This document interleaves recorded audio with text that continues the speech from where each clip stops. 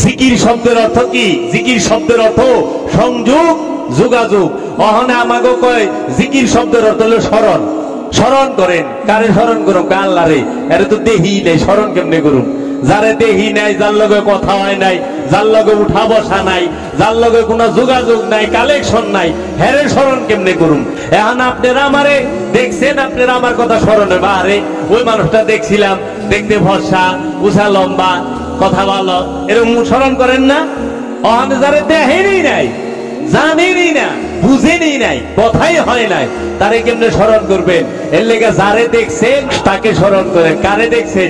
আল্লাহর রসুলকে। সাহাবায়ে কেরাম কারে দেখছে? আল্লাহর রসুলকে, মহানবীকে। এর জন্য সবসময় মহানবীর সাথে যোগাযোগ করছে, সংযোগ করছে, সব সময় লাইগা থাকছে, মহানবীর অনুসরণ করছে। মহানবী যেদিকে গেছে পিছে পিছে গেছে, মহানবীর সাথে সব যুদ্ধে, সেটা হোক জাগতিক, সেটা হোক আধ্যাত্মিক, অংশগ্রহণ করছে।